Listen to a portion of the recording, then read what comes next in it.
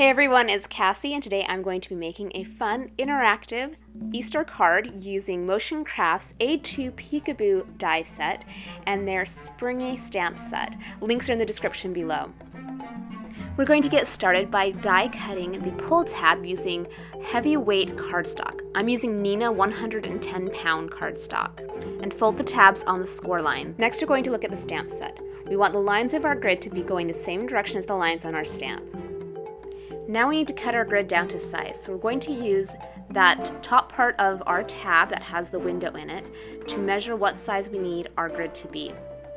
And make sure it fits right in there. And we're going to add some double-sided adhesive along the edges of that window to secure our grid.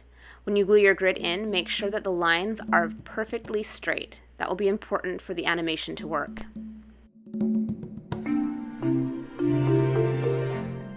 Now we're going to take some pattern cardstock, cut it 5.5 by 8.5, and fold that in half.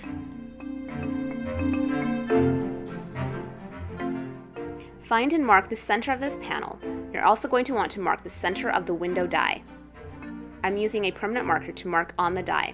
We're then going to line up the center mark of the die with the center mark on that panel.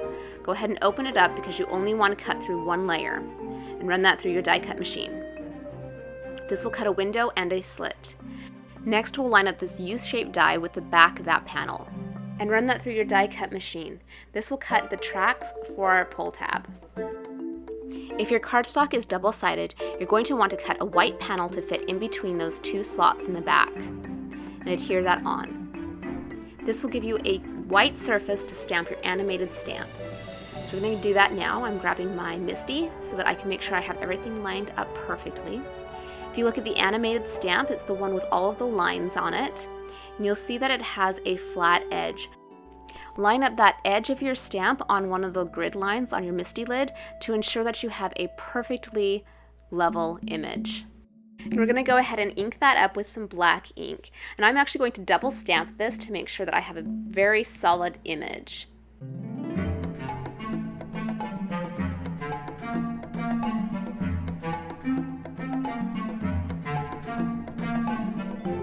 At this point, we can test our pull tab grid to make sure that everything is lining up perfectly for the animation. I wanted my little guy to be yellow, so I'm going to add in some yellow between those black lines. There's no need to worry about your coloring. Simple coloring works perfectly for these animated stamps. All you're going to notice is that there is color there. You're not going to notice how detailed it is. Now we need to put our pull tab in place. We're going to slide that white top of it into the slit in the front and the two tabs to the slits in the back. When you pull it up, it should expose the grid over your animated stamp. With a pencil, very lightly mark where the window is when the tab is all the way down. That way we know where to stamp our next image.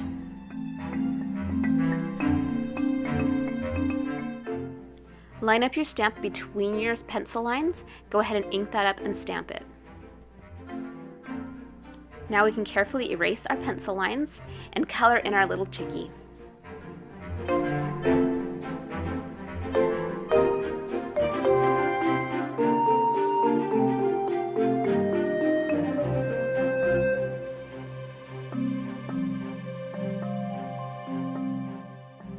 Once it's colored, the tab can go back in all of its slots, both in the front and the back of your card. In the back of your card, those little tabs can fold over, and that will help keep it in its track. Test and make sure that everything is working smoothly. If it is, then you're ready to glue it together. I'm adding strips of double-sided adhesive inside the folded card, along the top and the side.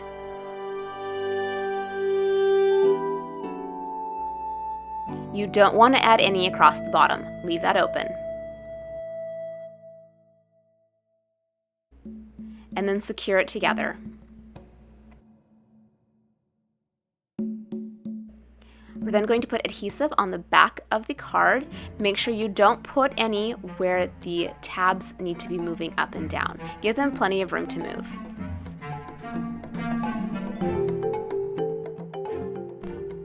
This whole panel can now be attached to either a scrapbook page, a project, or in this case, a top folding A2 card. Now we're going to die cut this pull tab topper from some pattern cardstock. I'm also going to die cut these arrows from that same piece. This lets people know which direction to pull. This can now be attached to the top of our pull tab.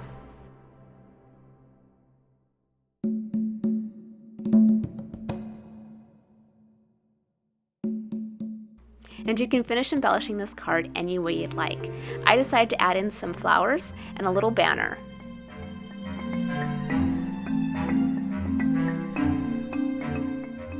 These animated cards are so much fun to make and to receive. Everyone has so much fun playing with them.